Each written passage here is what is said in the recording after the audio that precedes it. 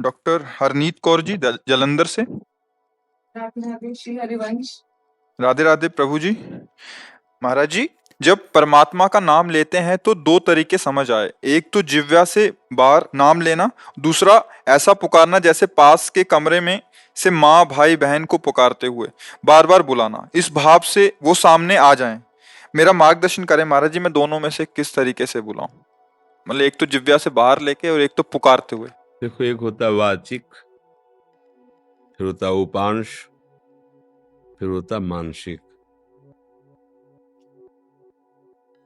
परा पश्यंती मध्यमा वैखरी, ये वाणी है जो हम बोल रहे हैं, वैखरी वाणी है।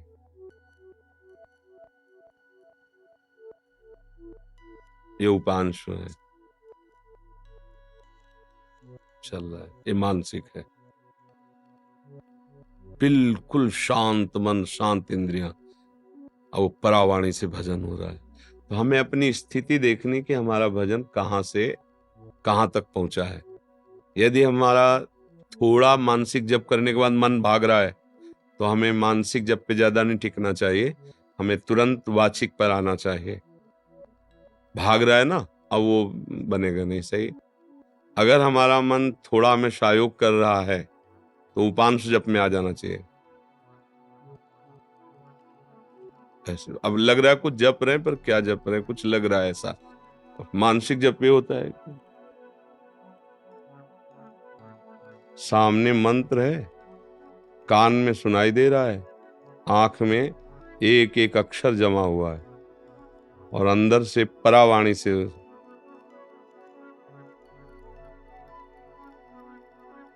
न माला है न कुछ,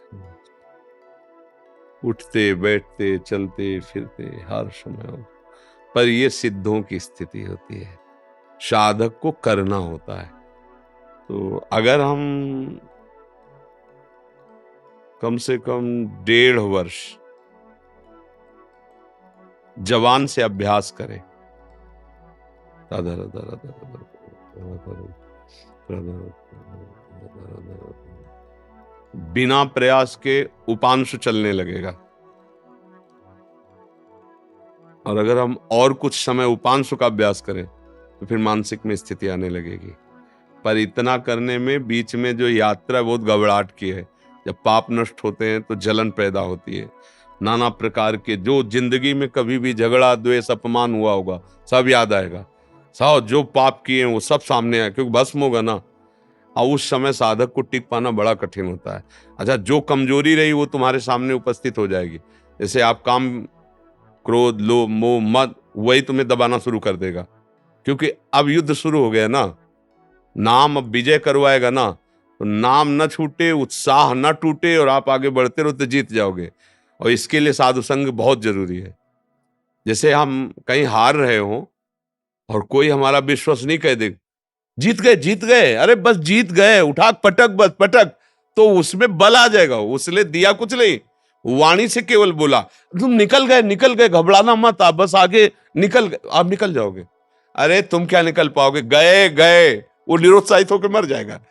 क्यों? उत्साह बढ़ाना। तो संत संग क्या करता है, हमें रोज उत्साह बढ़ाता है भगवत भजन के लिए, भगवत प्राप्ति के लिए। तो हम अपनी स्थिति को देखें कि हमारी स्थिति क्या है। अगर कुछ मिनट हम जब शांत होकर जपते, फिर मन भाग जाता है, परेशानी। अभी हमारी मानसिक स्थिति नहीं, हमें उपांश में आना है, और उपांश में भी जी घबराने लगता है, परेशानी हो रही, तो नाम कीर्तन करना, राधा वल्लभ राधा वल्लभ राधा वल्लभ श्री हरि राधा। अनेक राग रागिनियों से इसीलिए हमने छूट दी है कि आप अनेक धुनियों में गाओ। संसारी आदमी है, तुम्हें पसंद है ये धुनी, उसी पसंद धुनी में राधा नाम लगाओ। राधा नाम जहर है, पर उसे शोध करके दो। जब शोध करके दोगे तो दवाई का काम कर जाएगा। संसारिक ध्वनि है, पर लगाओ राधा नाम उसमें, और आप गाओ राधा राधा राधा। तो भाव कुभाव अनख आलसहु, नाम जपत मंगल दिसि दसहु। समझ पा रहे प्रश्न करता? वीडियो के साथ तभी